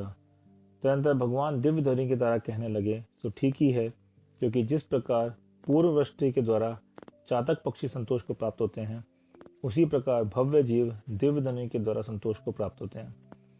हे विद्याधर भव्य, सुन, इस संसार के कारण कर्म है और कर्म के कारण मिथ्यात् असंयम आदि हैं। मिथ्यात् कर्म के उदय से उत्पन्न हुआ जो परिणाम ज्ञान को भी विपरीत कर देता है, उसे मिथ्यात्व जानो। यह मिथ्यात्व बंध का कारण है। अज्ञान, संशय, एकांत, विपरीत और विनय के भेद से ज्ञानी पुरुष उस मिथ्यात्व को 5 प्रकार का मानते हैं। पाप और धर्म के नाम से दूर रहने वाले जीव के मिथ्यात्व कर्म के उदय से जो परिणाम होता है, वह अज्ञान मिथ्यात्व है। आप्त और आगम आदि के नाना होने के कारण जिसके उदय से तत्व में के स्वरूप में दोलायमानता चंचलता बनी रहती है, उसे है श्रेष्ठ विद्वान तुम संशय मिथ्यात्व जानो। द्रव्य पर्याय रूप पदार्थ में अथवा मोक्ष का साधन जो सम्यक दर्शन, सम्यक ज्ञान और सम्यक चरित्र है, उनमें से किसी एक का ही एकांत रूप से निश्चय करना एकांत मिथ्या दर्शन है। आत्मा में जिसका उदय रहते हुए ज्ञायक ज्ञान और ज्ञेय के यथार्थ स्वरूप का विपरीत निर्णय होता है, उसे विपरीत मिथ्या दर्शन जानो। मन, वचन और काय के द्वारा जहाँ सब देवों को प्रणाम किया जाता है और समस्त पदार्थों को मोक्ष का उपाय माना जाता है, उसे विनय मिथ्यात्व कहते हैं। व्रत रहित पुरुष की जो मन, वचन, काय की क्रिया है, उसे असंयम कहते हैं। विषय के जानकार मनुष्यों ने प्राणी असंयम और इंद्रिय असंयम के भेद से असंयम के दो भेद कहे हैं। जब तक जीवों के अप्रत्यखाना वर्ण चरित्र मोह का उदय रहता है, तब तक अर्थात चतुर्थ गुण स्थान तक असंयम बंध का कारण माना गया है। छठवें गुण स्थानों में व्रतों में संशय उत्पन्न करने वाली जो मन, वचन, काय की प्रवृत्ति है, उसे प्रमाद कहते हैं। यह प्रमाद छठवें गुण स्थान तक बंध का कारण होता है। प्रमाद के 15 भेद कहे गए हैं।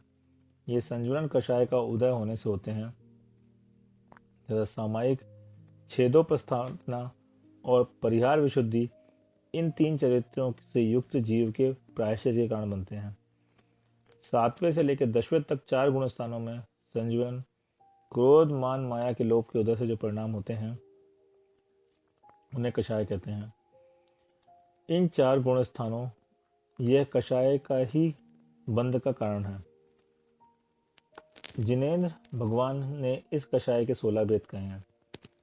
यह कषाय उपशांत मोह, गुण स्थान के इसी और स्थिति बंध तथा अनुवाग बंध का कारण माना गया है।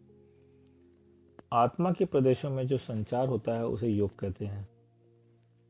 यह योग 11वें, 12वें और 13वें इन 3 गुण स्थानों में साता वेदनी के बंध का कारण माना गया है। इन गुण स्थानों में से यह एक ही बंध का कारण है। मनोयोग 4 प्रकार का है, वचन योग 4 प्रकार का है और काय योग 7 प्रकार का है।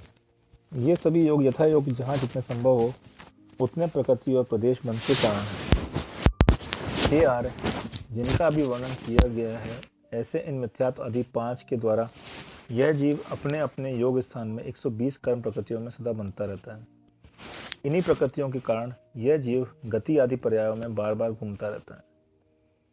प्रथम गुण स्थान में इस जीव के सभी जीव समान होते हैं। वहाँ यह जीव 3 अज्ञान और 3 अदर्शनों से सहित होता है। उसके औदयिक, छायोपशमिक और पारिणामिक ये 3 भाव होते हैं। संयम का अभाव होता है। कोई जीव भव्य रहता है और कोई अभव्य होता है। इस प्रकार संसार चक्र के भव रूपी गड्ढे में पड़ा हुआ यह जीव जन्म, जरा, मरण, रोग, सुख, दुख आदि विविध भेदों को प्राप्त करता हुआ अनादिकाल से इस संसार में निवास कर रहा है।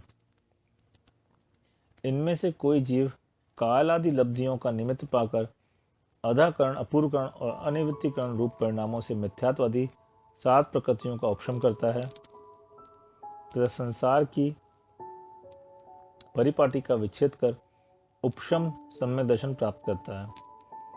तदंतर अप्रत्याखाना वर्ण कषाय के उपशम से श्रावक के 12 व्रत ग्रहण करता है।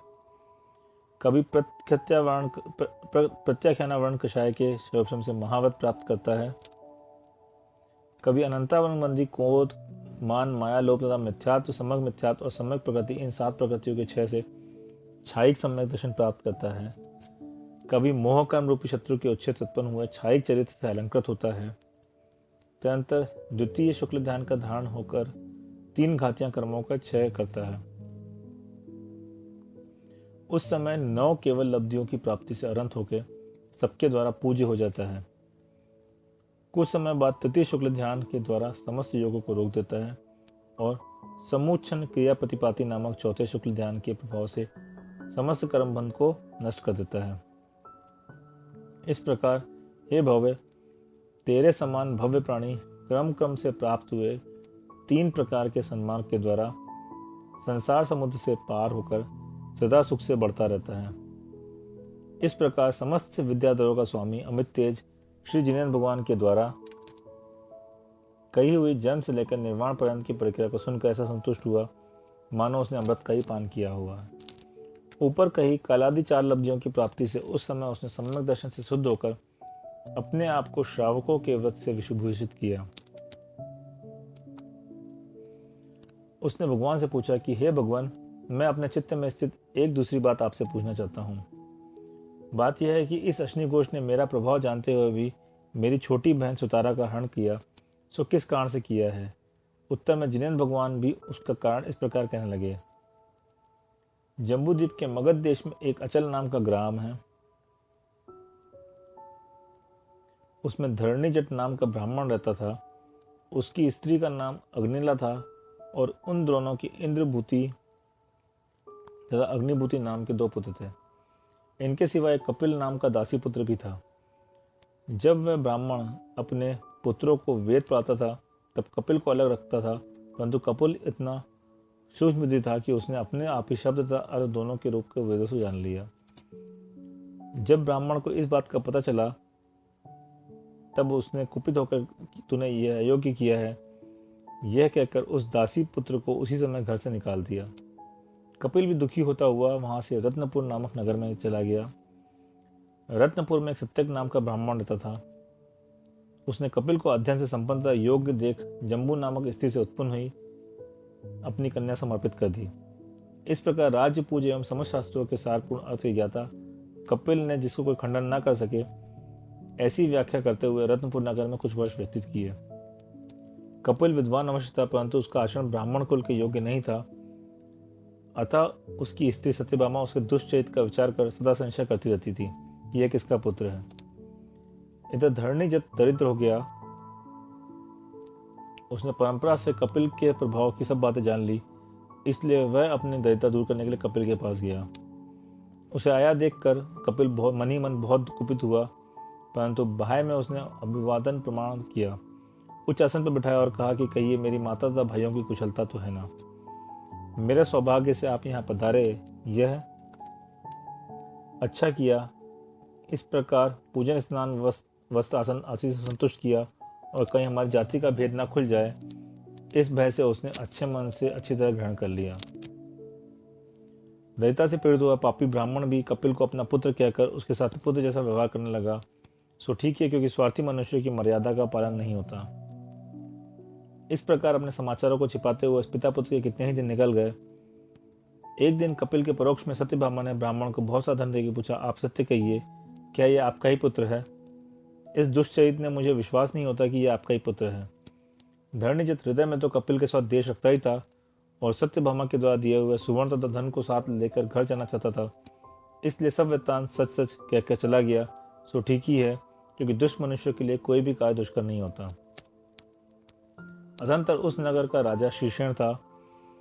उसके सिंहनंदिता और अग्निनंदिता नाम की 2 रानियां थी। उन दोनों को इंद्र तथा चंद्रमा के समान सुंदर मनुष्यों में उत्तम इंद्रसेन और उपेंद्रसेन नाम के 2 पुत्र थे। वे दोनों ही अत्यंत नम्र थे और माता पिता उनसे बहुत पसंद रहते थे। सत्यभामा को अपने वंश का अभिमान था, अतः वह अपने पापी पति के साथ सहवास की इच्छा न रखती हुई राजा की शरण गई। उस समय अन्याय की घोषणा करने वाला वह बनावटी ब्राह्मण कपिल राजा के पास ही बैठा था। शोक के कारण उसने अपने हाथ अपने मस्तक पर लगा रखा था और यह देखकर उसके सब हाथ जानकर राजा शीर्षण ने विचार किया कि पापी विजातीय मनुष्यों को संसार में ना करने योग्य कुछ भी कार्य नहीं है। इसलिए राजा लोग ऐसे कुलीन मनुष्यों का संग्रह करते हैं जो आदि मध्य और अंत में कभी भी विकार को प्राप्त नहीं होते। जो स्वयं अनुरक्त हुआ पुरुष विरक्त स्त्री में अनुराग की इच्छा रखता है, वह इंद्रनील मणि में लाल तेज की इच्छा करता है। इत्यादि विचार करते हुए राजा ने उसे दुराचारी को शीघ्र ही अपने देश से निकाल दिया। सो ठीक ही है, क्योंकि धर्मात्मा पुरुष मर्यादा की हानि को सहन नहीं करते। किसी एक दिन राजा ने घर पर आए हुए आदित्य गति और अरिंजन नाम के 2 चाण मुद्रिकारों को पड़गा कर स्वयं आहार दान दिया, पंचाक्षर प्राप्त किए तथा 10 प्रकार के कल्प वृक्षों के भोग प्रदान करने वाली उत्तर कुरु की आयु बांधी। राजा की दोनों रानियों ने तथा उत्तम कार्य करने वाली सत्यभामा ने भी दान की अनुमोदना से उसी उत्तर पूर्व की आयु का बंद किया। सो ठीक है, क्योंकि साधुओं के समागम से क्या नहीं होता। अतांतर कौशंबी नगरी में राजा महाबल राज करते थे। उनकी श्रीमती नाम की रानी थी और उन दोनों के श्रीकांता नाम की पुत्री थी। वह श्रीकांता मानो सुंदरता की सीमा ही थी। राजा महाबल ने वह श्रीकांता विवाह की विधि पूर्वक इंद्रसेन के लिए दी थी। श्रीकांता ने साथ अनंतमती नाम की साधारण स्त्री भी गई थी। उसके साथ उपेंद्र सेन का स्नेहपूर्ण समागम हो गया और इस निमित्त को लेके बगीचों में रहने वाले दोनों में भाइयों में युद्ध होने की तैयारी हो गई।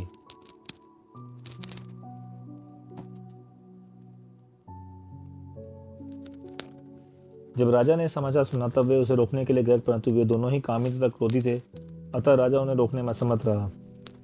राजा को दोनों ही पुत्र अत्यंत प्रिय थे, साथ ही उनके परिणाम अत्यंत आर्द्र कोमल थे, अतः वे पुत्रों का दुख सहन करने में समर्थ नहीं हो सके। फल यह हुआ कि वे विष पुष्प सूंघकर मर गए। वही विष पुष्प सूंघकर राजा की दोनों स्त्रियां तथा सत्यभामा भी प्राण रहित हो गई। सो ठीक ही है, क्योंकि कर्मों की प्रेरणा विचित्र होती है।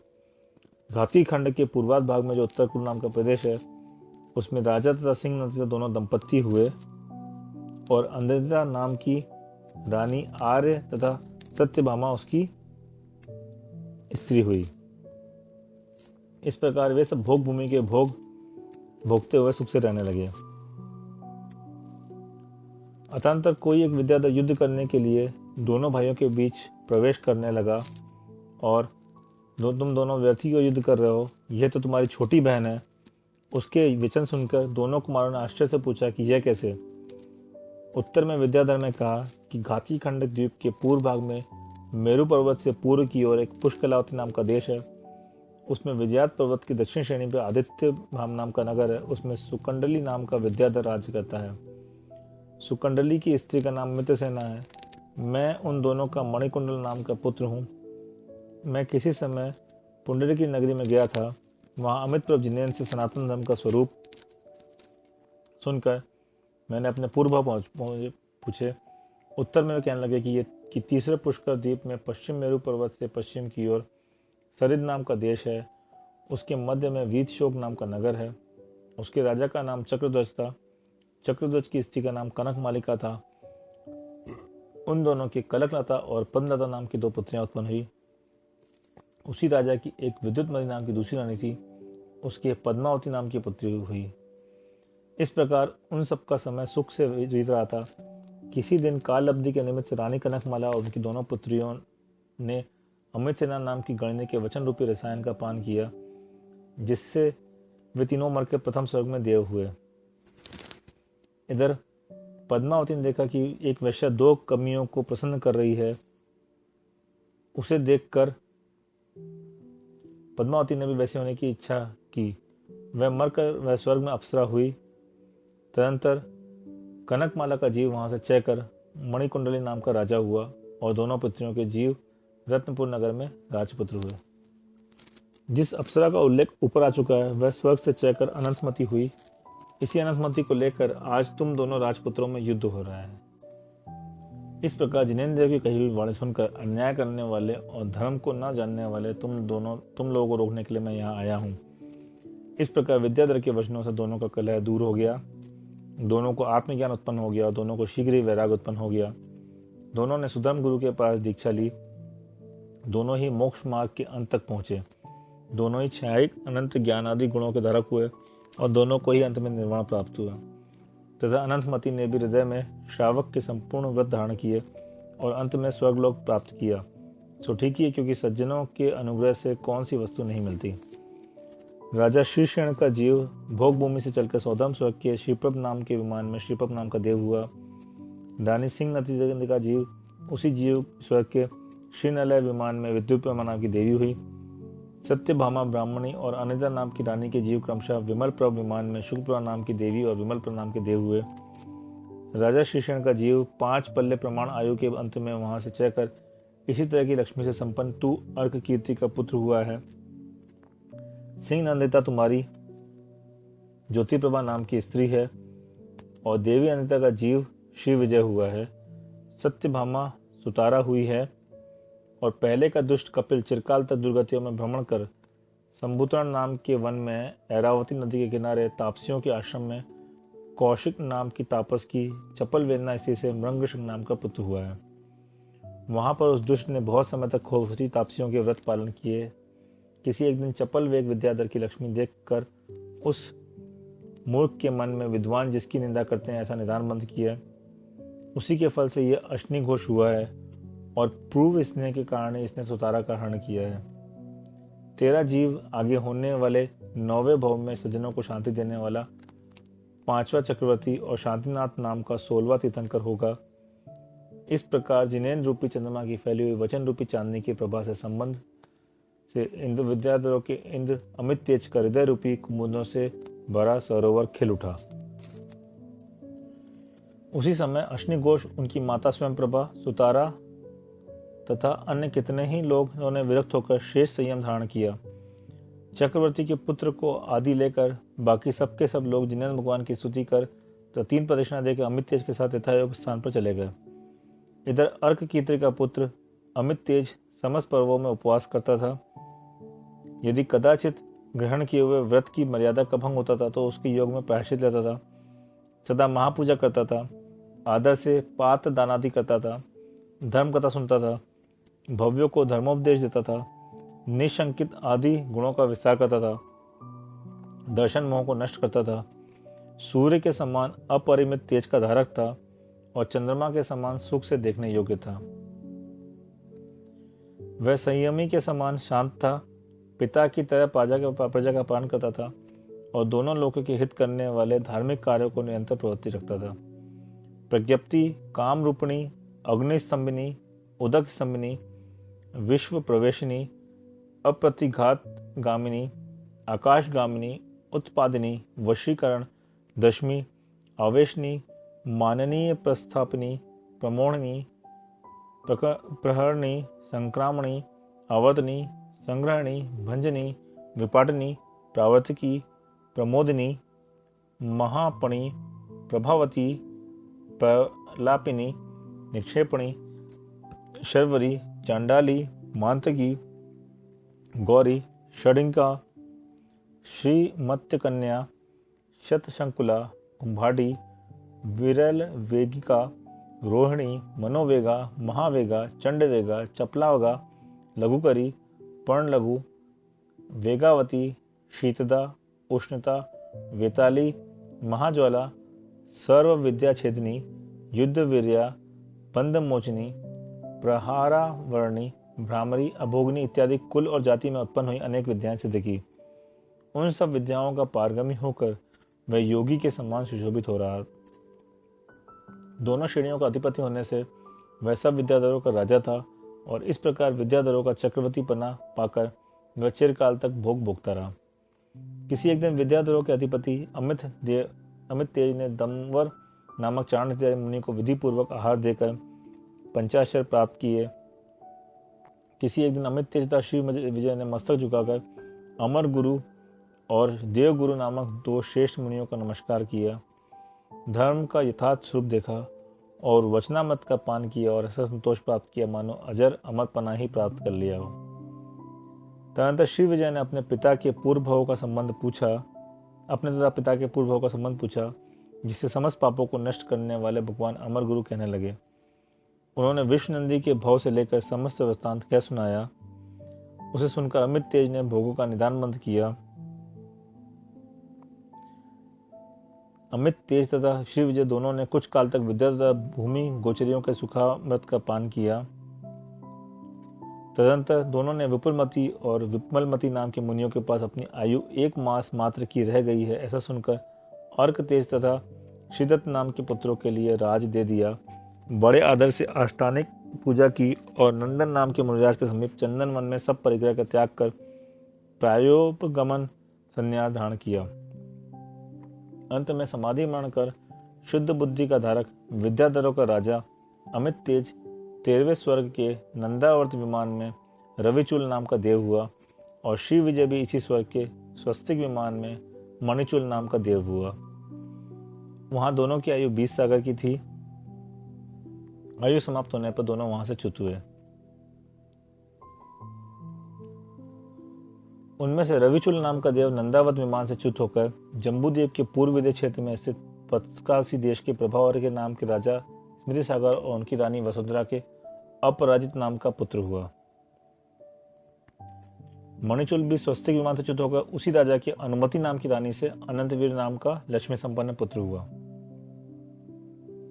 वे दोनों ही भाई जम्बूद्वीप के चंद्रमाओं के समान सुशोभित होते थे, क्योंकि जिस प्रकार चंद्रमा कांति से युक्त होता है उसी प्रकार वे भी उत्तम कांति से युक्त थे।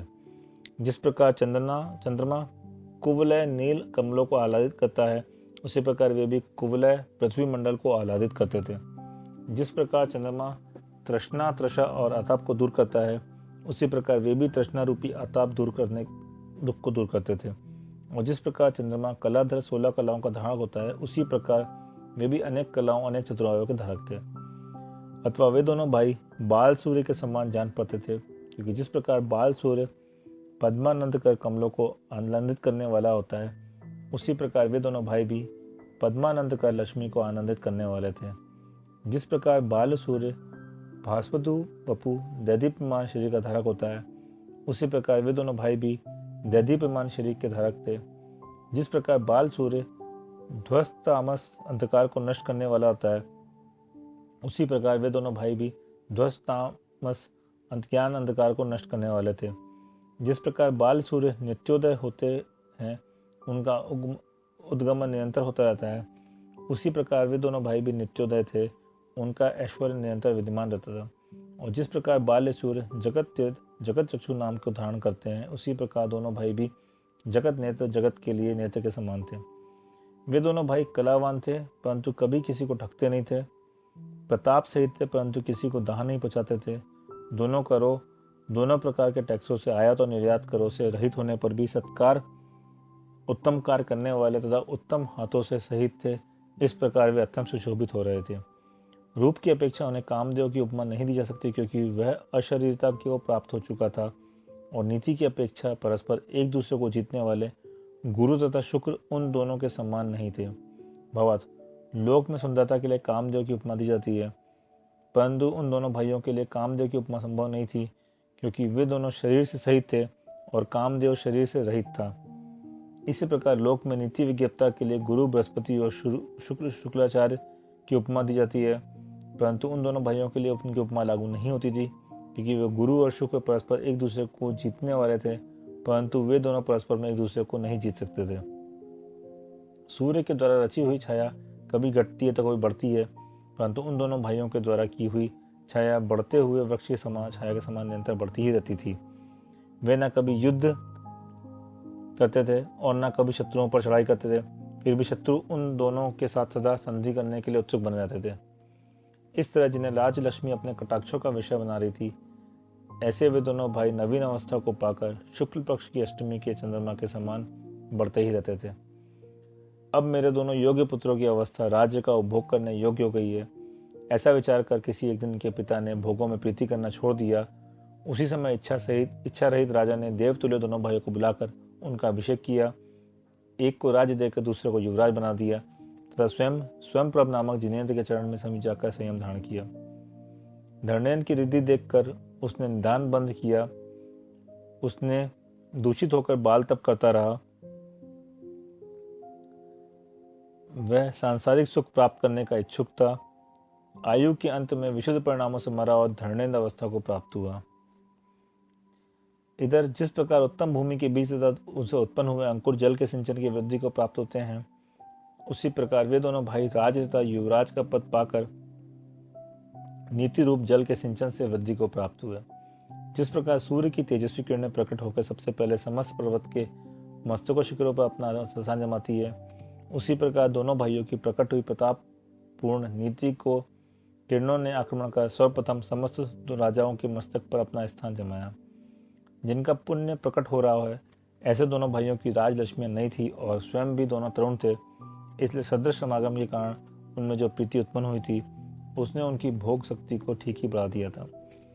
उनके बर्बरी और चिलातिका नाम की दो नृत्यकारिणी की थी, जो ऐसी जान पड़ती थी मानो नृत्य विद्या ने ही अपनी सामर्थ्य से दो रूप धारण कर लिए हों।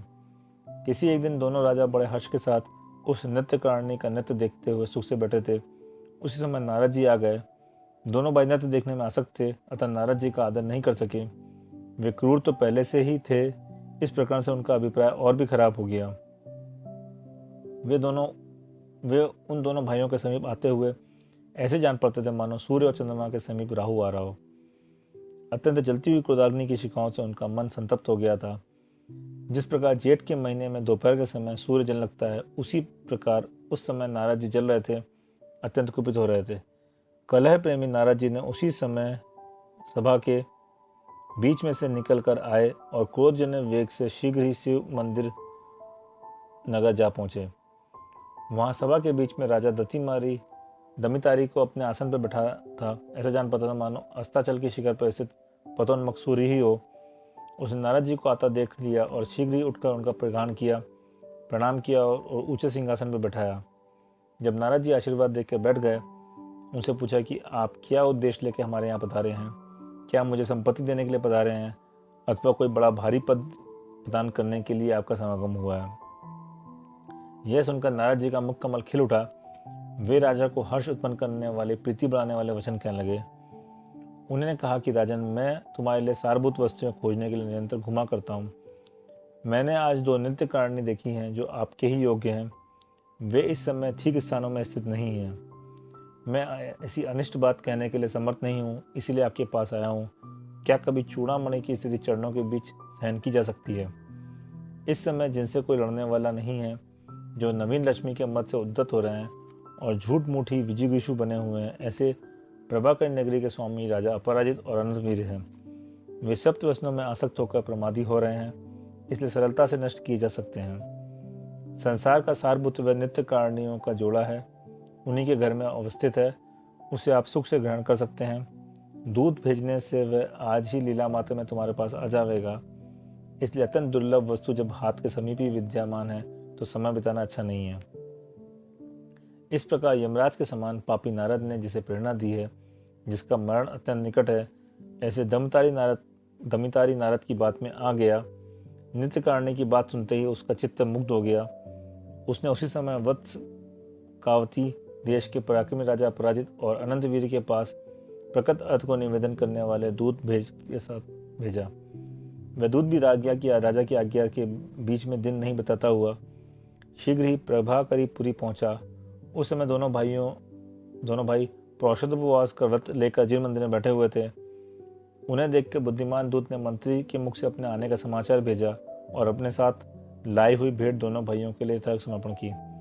वह कहने लगा कि दिव्य लोहे के पिंड के समान दैदीप्यमान राजा दमितारी को प्रताप रूपी अग्नि निरंतर जलती रहती है। वह अपराधी तरह झूठ मूठ के अभिमानी मनुष्यों को शीघ्र जला डालती है। उनका नाम लेने से ही स्वभाव से बैरी मनुष्यों का हृदय फट जाता है। वे भय से विहल होते हैं और विनम्र होकर शीघ्र ही बैरता अस्त्र दोनों ही छोड़ देते हैं। उनका चित्त बड़ा निर्मल है। वह अपने वंश के सब लोगों के साथ विभाग कर राज का उपभोग करता है, इसलिए परिवार में उत्पन्न हुए शत्रु उसके है ही नहीं। जब तिरस्कार को ना चाहने वाले लोग उसकी आज्ञा को माला के समान अपने मस्तक पर धारण करते हैं, तब उस राजा के कृत्रिम शत्रु तो हो ही कह सकते हैं।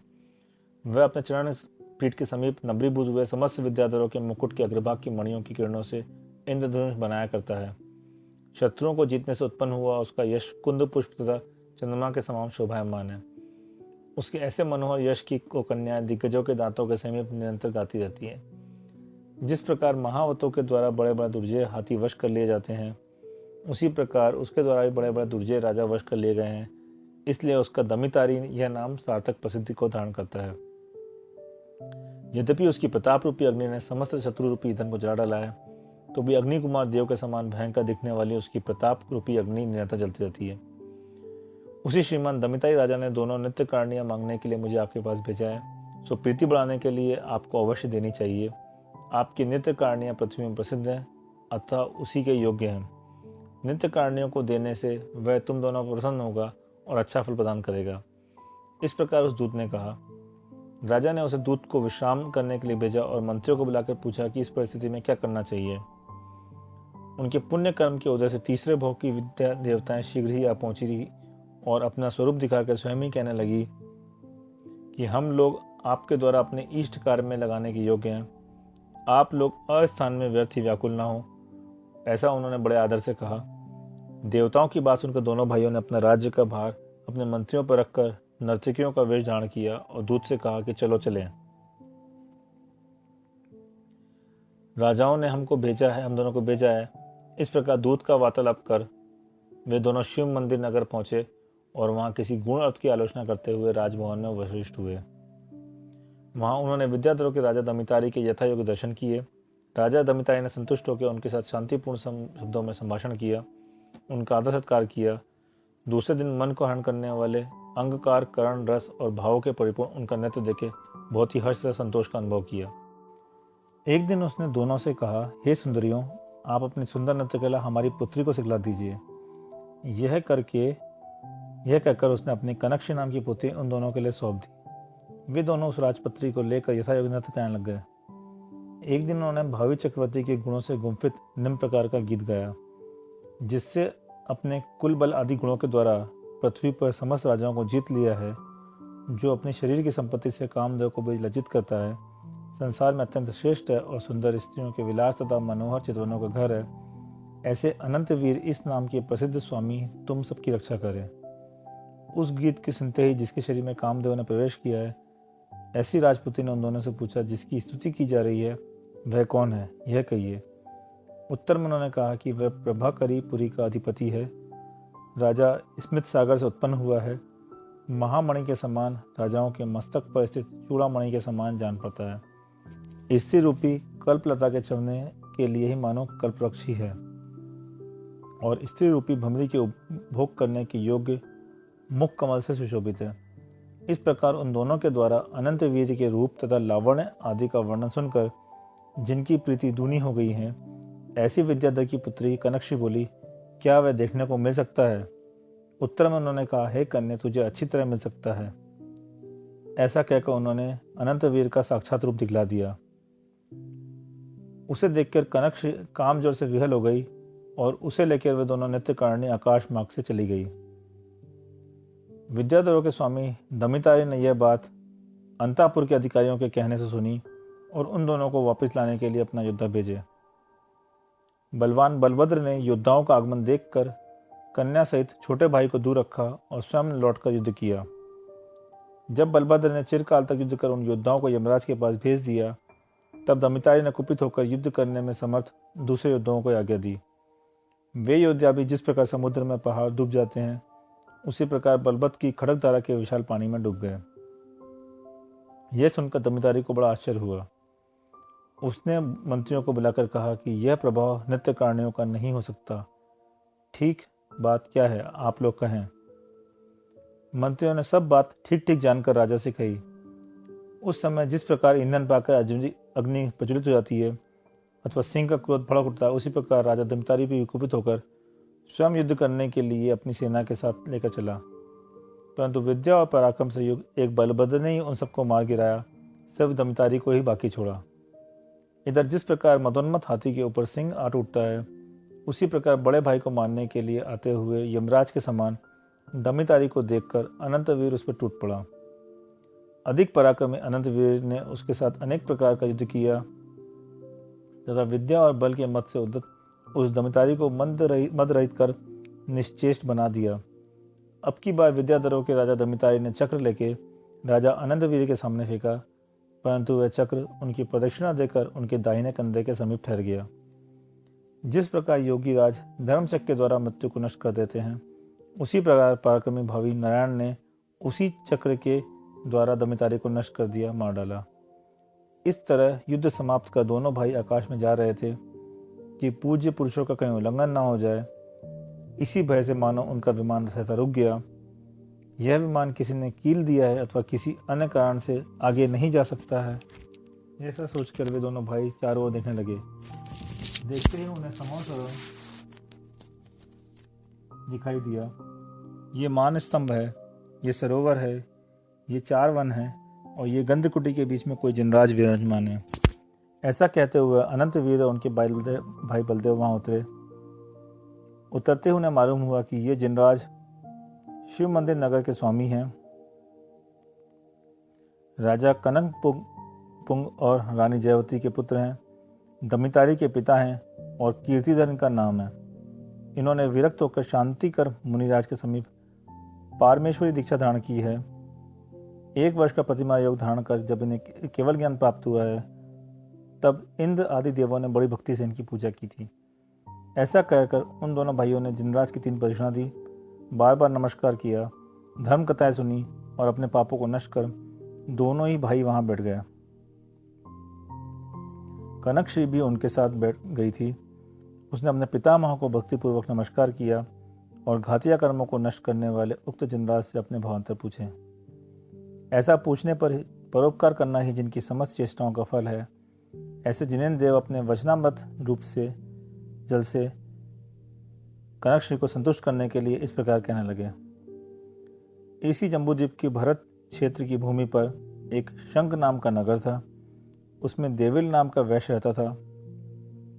उसकी बंधुश्री नाम की स्त्री से तुषिद्धता नाम की बड़ी और सती पुत्री हुई थी। तेरी और भी छोटी बहनें थी जो कुष्टी, लंगड़ी, टोंटी, बहरी, कुबड़ी, कानी और खंजी थी। तू इन सबका पालन स्वयं करती थी। तूने किसी समय सर्वशल नामक पर्वत पर स्थित सर्वयश मुनिराज की वंदना की, शांति प्राप्त की, अहिंसा व्रत लिया और परिणाम निर्मल कर धर्मचक्र नामक उपवास किया। किसी दूसरे दिन तूने सुव्रता नाम की आरिका के लिए विधि पूर्वक आहार दिया। उन आरिका के लिए तूने उपवास किया, इसलिए आहार लेने के बाद उन्हें वमन हो गया और सम्यक दर्शन न होने से तूने उन आरिका की घृणा की। तूने जो अहिंसा व्रत तथा उपवास धारण किया था, उसके पुण्य से तू आयु के अंत में मरकर स्वधम स्वर्ग में सामानिक जाति की देवी हुई और वहां से चयकर राजा दमितारी की मंदार मालिनी नाम की रानी से कनकश्री नाम की पुत्री हुई। तूने आरिका से जो घृणा की थी, उसका फल यह हुआ कि ये लोग तेरे बलवान पिता को मारकर तुझे जबरदस्ती ले आए तथा तूने दुख उठाया। यही कारण है कि बुद्धिमान लोग कभी साधुओं से घृणा नहीं करते। यह सुनकर विद्याधर की पुत्री शोक से बहुत पीड़ित हुई। अनंतर जिनेन्द्र देव की वंदना कर नारायण और बलभद्र के साथ प्रभाकरीपुरी को चली गई। इधर सुघोष और विद्युतधनुष कनकश्री के भाई थे। वे बल से उद्यत थे और शिव मंदिर नगर में ही नारायण तथा बलभद्र के द्वारा भेजे हुए अनंत सेन के साथ युद्ध कर रहे थे। यह देखकर बलभद्र और नारायण को बहुत क्रोध आया। उन्होंने उन दोनों को बांध लिया। यह सुनकर कनकश्री उनके दुख को सहन नहीं कर सकी और जिस प्रकार बढ़ते हुए तेज वाले तरुण सूर्य से युक्त चंद्रमा की रेखा कांतिहीन तथा क्षीण हो जाती है, उसी प्रकार वह भी पक्ष बल के बिना कांतिहीन तथा क्षीण हो गई। शोक रूपी दावानल से मुरझाकर वह वनलता के समान दुखी हो गई। उसने काम भोग की समस्त इच्छा छोड़ दी। वह केवल भाइयों का दुख दूर करना चाहती थी। उसने दोनों भाइयों को समझाया तथा बलभद्र और नारायण की प्रार्थना कर उन्हें बंधन से छुड़वाया। स्वयंप्रभ नामक तीर्थंकर से धर्म रूपी रसायन का पान किया और सुप्रभ नामक गणनीय के समीप दीक्षा धारण कर ली। अंत में आयु समाप्त होने पर स्वधर्म स्वर्ग में देवपद प्राप्त किया। सो ठीक ही है, क्योंकि कर्म का उदय बड़ा विचित्र है। जिन्होंने विद्या के बल से बड़े बड़े उपाय किए हैं, जो बहुत पुण्यवान हैं, विद्वान लोग जिनकी स्तुति करते हैं, जो अच्छे कार्य ही प्रारंभ करते हैं, परस्पर मिले रहते हैं, बड़े बड़े शत्रुओं को मारकर जिनकी आत्माएं शांत है और नीति के अनुसार ही जो पराक्रम दिखाते हैं, ऐसे उन दोनों भाइयों ने कृतकृत हो बहुत भारी उत्सवों से युक्त नगरी में एक साथ प्रवेश किया।